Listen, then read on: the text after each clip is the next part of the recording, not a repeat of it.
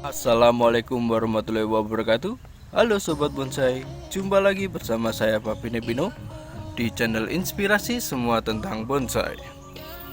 Oke, pada video kali ini saya akan mengkonsep bahan yang kemarin saya dongkal bersama teman-teman saya.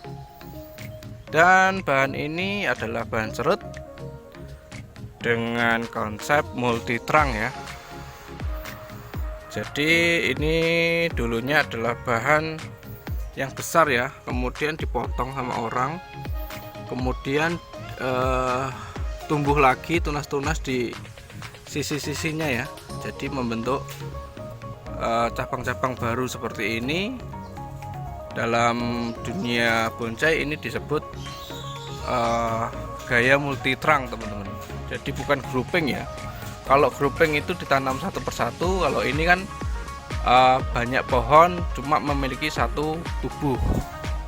Jadi disebut multi trunk atau multi itu kan banyak, trunk itu batang. Jadi banyak batang dalam satu tubuh seperti ini. Oke, jadi ini mau saya konsep multi trunk, cuman mau saya seleksi dulu teman-teman untuk bagian percabangan-percabangan yang enggak akan saya gunakan nanti. Seperti ini yang terlalu mendempet. Kemudian oh ya, pertama-tama harus kita tentukan muka dulu ya. Jadi saya memilih muka dari sini teman-teman. Nah, dari sini. Oke. Karena gini teman-teman, untuk pohon-pohon dengan tema grouping kita juga harus mencari titik fokus ya, atau asnya. Asnya itu adalah batang yang paling besar ya. Jadi di antara beberapa pohon ini atau beberapa cabang ini yang paling besar kan ini batangnya. Jadi ini layak untuk dijadikan as atau pemimpin daripada sebuah perkumpulan pohon tersebut teman-teman. Jadi ini masuk ke dalam aliran ekspresionis yang menggambarkan suatu keluarga ya. Jadi yang batang besar ini mencerminkan adalah pemimpin keluarga itu, seperti layaknya ayah atau bosnya atau gimana lah, intinya pentolannya gitu teman-teman. Oke, saya mau melakukan pemilihan atau seleksi batang dulu teman-teman.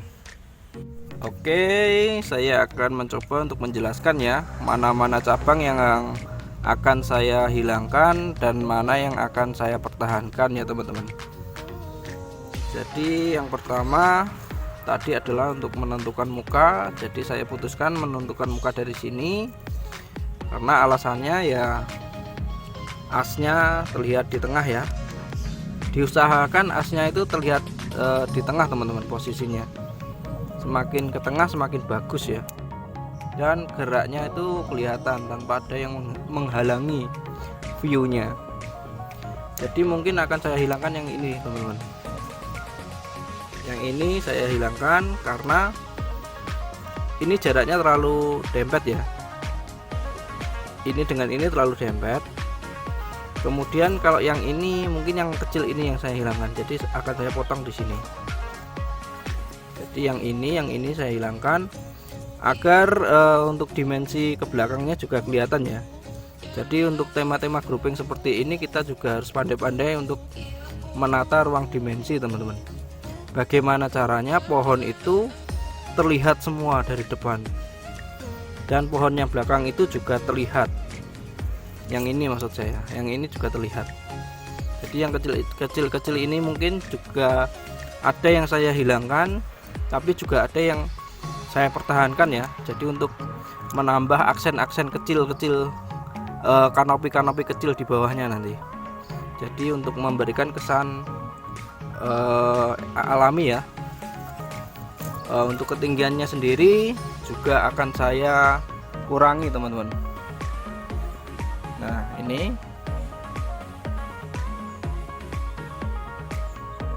oke, saya akan melakukan pemotongan dulu.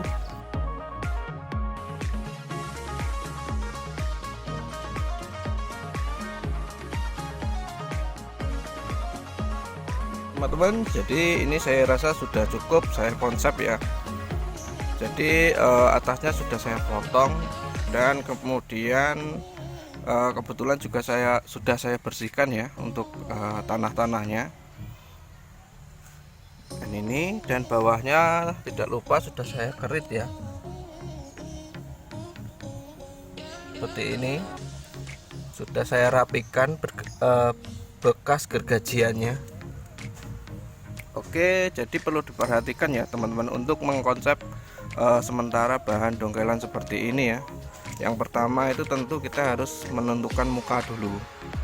Kalau muka sudah ketemu, nanti bisa lebih enak dalam mengkonsep. Dan yang kedua adalah perakaran juga harus dikonsep dahulu ya. Jadi benar-benar dicocokkan nanti untuk pot finalnya nanti seperti apa. Jadi waktu dongkelan ini sudah hidup, waktu mau pindah ke pot tidak perlu memotong akar besar lagi teman-teman.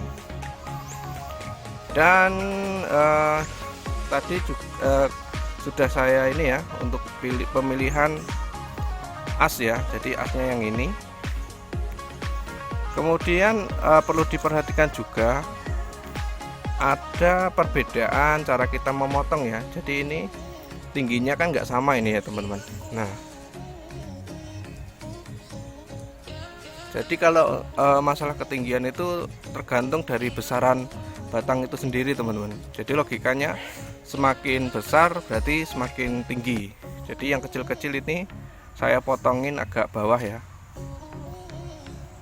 kayak gini. Jadi makin besar makin tinggi dia teman-teman.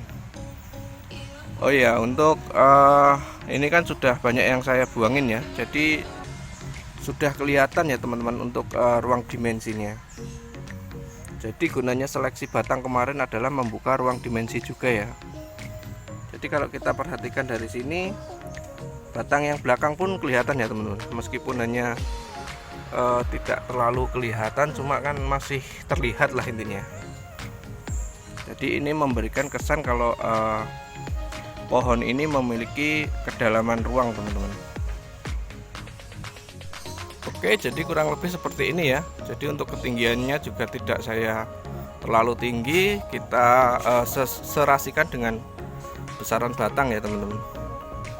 Oh iya, dalam pemotongannya kita juga harus memperhatikan apa namanya mata tunas ya. Untuk serut agak susah kita menentukan mata tunas. Jadi terkadang ada mata tunas kecil seperti ini teman. Jadi kita kalau memotong itu juga harus memperhatikan mata tunas. Setidaknya kita tahu nanti harapan tunas itu tumbuh di mana ya.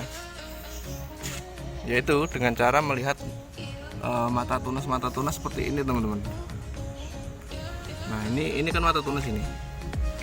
Di atasnya juga. Misalkan untuk calon mahkota kita kan membutuhkan mata tunas berada di depan sini ya. Jadi kita harus memperhatikan mata tunas seperti ini teman-teman. Nah ini ya. Oke. Jadi kurang lebih seperti ini. Nanti akan saya bikinkan sketsa sementara ya. Sketsa sementaranya. Dan juga akan saya tampilkan before afternya nanti.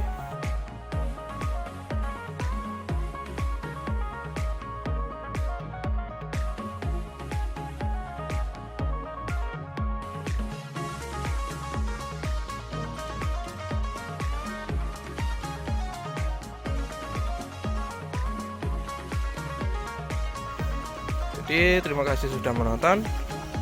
Assalamualaikum warahmatullahi wabarakatuh.